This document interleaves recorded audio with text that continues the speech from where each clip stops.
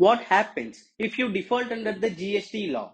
For example, if you fail to issue an invoice or submit false information while GST registration or collect GST and do not pay it to the government. Well, in such cases, you commit what is known as an offense under the GST law and you will become liable to a penalty. In today's video, I'll take you through the common offenses and penalties under the GST law. Hello and welcome. I am AJ from Clear, from the makers of Clear Tax. It is India's largest tax and financial services platform. Clear serves more than 3,000 large enterprises and more than 4 lakh growing businesses. If you would like to get clear explanations of updates relating to GST, invoicing, e-way bills and more, then please do subscribe to our channel. First, let us understand what is an offense. An offense is a breach of a law or rule, that is, an illegal act. Similarly, an offense under GST is a breach of the provisions of the GST Act and rules. What about a penalty? What does penalty mean? The word penalty is not specifically defined in GST, so it takes the meaning from various judicial pronouncements and principles of jurisprudence. A penalty is a punishment imposed by law for committing an offense or failing to do something that was the duty of a party to do. A penalty can be both corporal or pecuniary, civil or criminal. Under GST, both corporal, that is jail, and pecuniary, that is monetary, penalties are applicable. So, what are the offences laid down under the GST law? There are 21 offences laid down under Section 122 of the CGST Act. We have grouped them into different rates for easy understanding. Let me explain them to you. With regard to fake or wrong invoices, there are 3 offences. Number 1. A taxable person supplies any goods or services without any invoice or issues a false invoice with regard to a supply. Number 2. They issue any invoice or bill without supply of goods or services in violation of provisions of the GST Act or rules. Number 3. They issue invoices using the registration number of another registered person. Next, with regard to fraud, there are also 3 offences listed. Number 1. The person submits false information while registering under GST or subsequently. Number 2. They falsify financial records or produces fake accounts or documents or furnishes any false information or return with the intention to evade tax. Number 3. The person fails to furnish information or document called for by an officer or provides false information during any proceedings under the Act. Next, with regard to tax evasion, there are 5 offences listed under the Act. Let's take a look at them. Number 1. The person collects GST but does not deposit it with the government within 3 months from the date on which the payment becomes due. Number 2. The person collects GST in contravention of provisions of the Act but even then does not deposit it with the government within 3 months from the date on which the payment becomes due. Number 3. They obtain a refund of tax by fraud. Number 4. They take or utilize input tax credit without actual receipt of goods or services in contravention of the provisions of CGST Act or rules. Number 5. They deliberately suppress their sales to evade tax. Next, moving on to the supply and transport of goods, there are 3 offences to take note of. Number 1. They transport goods without proper documents. Number 2. They supply or transport goods that he knows could be liable for confiscation under the Act. Number 3. They destroy or tamper goods that have been detained or seized or attached under the Act. Besides the categorized offences that I just mentioned, there are other offences under the GST law that one be aware of. Number 1. A person has not registered under GST although that person was required to be registered under the law. Number 2. He does not deduct TDS or deducts a lesser amount where applicable or fails to pay the deducted amount to the government. Number 3. He does not collect TCS or collects a lesser amount where applicable or fails to pay the collected amount to the government. Number 4. Being an input service distributor, they take or distribute input tax credit in contravention of Section 20 or the CGST rules. Number 5. They obstruct or prevent an officer from doing their duty. Number 6. They do not maintain all the books of accounts and other documents that they require to be maintained under the GST law. Number 7. They tamper with or destroy any material evidence or document.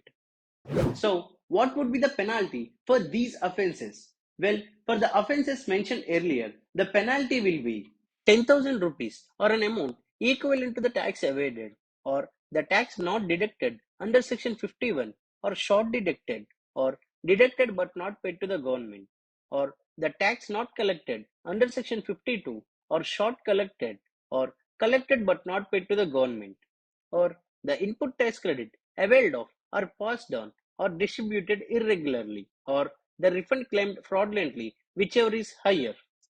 What about in cases where the registered person supplies goods or services on which tax has not been paid, or short paid, or erroneously refunded, or where ITC has been wrongly availed or utilized?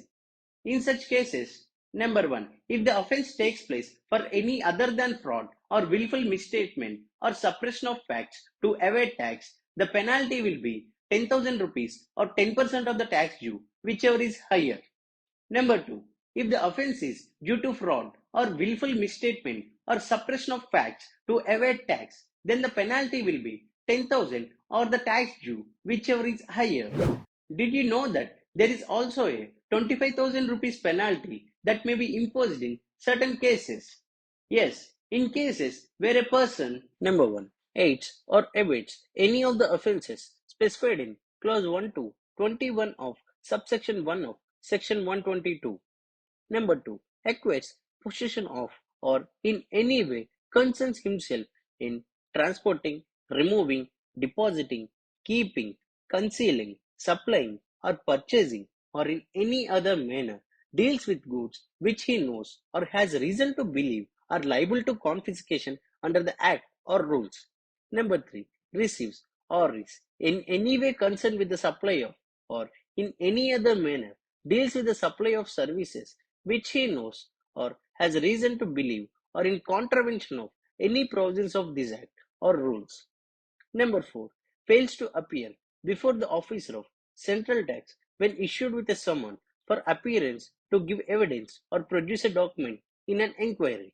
Number 5, fail to issue an invoice in accordance with provisions of the Act or the rules made thereunder, or fails to account for an invoice in his books of accounts, shall be liable to pay a penalty which may extend to 25,000 rupees.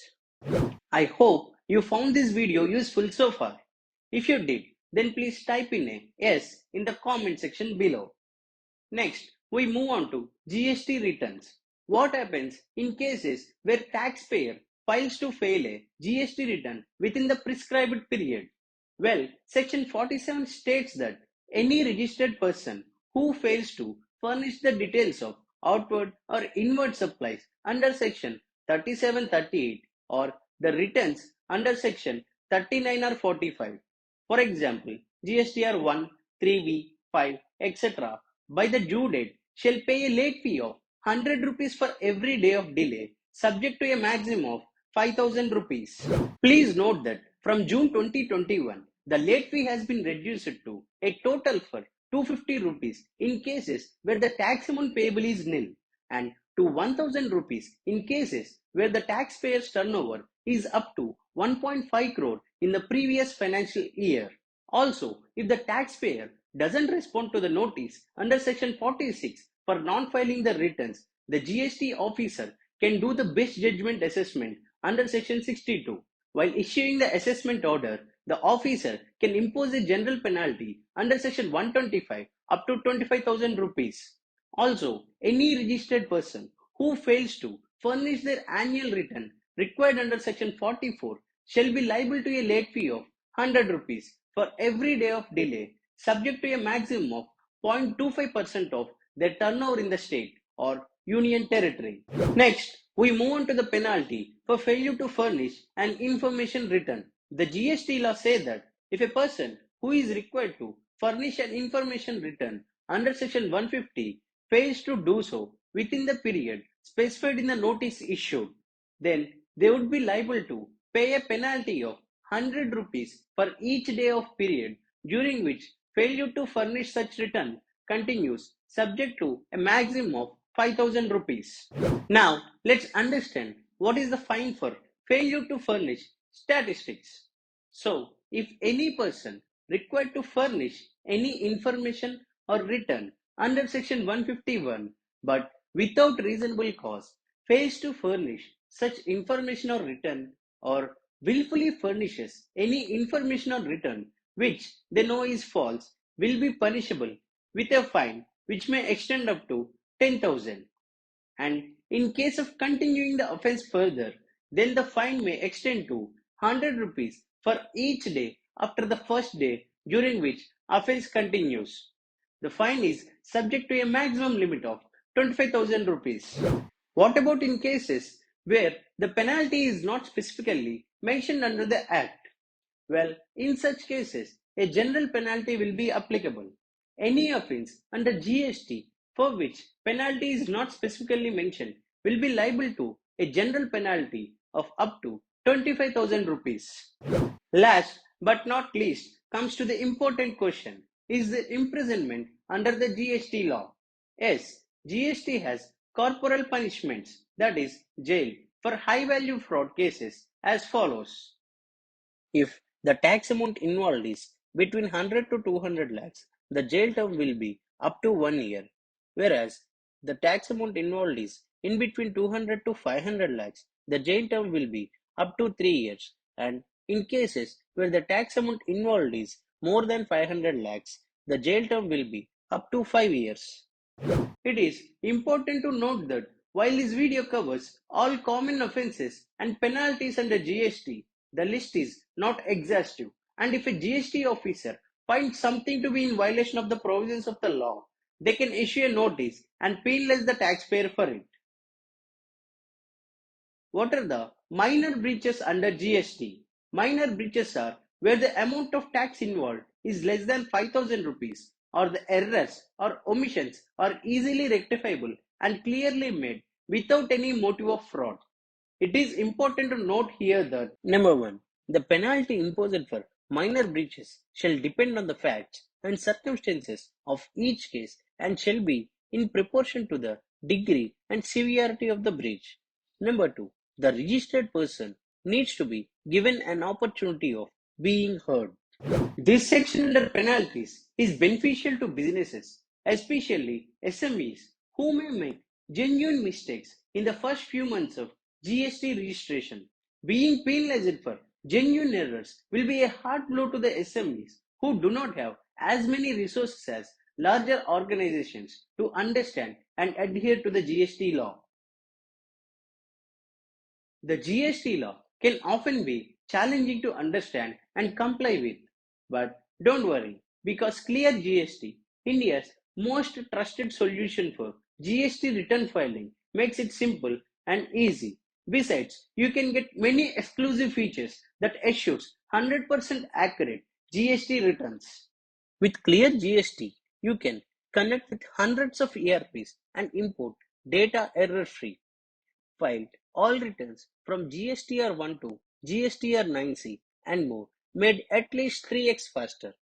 Match 6,000 invoices in a minute and deduct 100% tax credits with AI-powered matching. Get 2 to 7% tax savings with smart reconciliation and reports. Get multiple validations done at each step, reviewed by more than 60 experts, and choose from a variety of smart analytical reports on tap, and much more. If you would like a demo of the Clear GST software, please click on the link in the description below and enter your contact details. One of our product experts will schedule a demo at your convenience. We are now at the end of this video. I hope you found this video useful, and if you did, then please support us by subscribing to our channel. Also, please don't forget to click on the link in the description below to explore the Clear GST solution for quick and error-free GST returns. Thank you.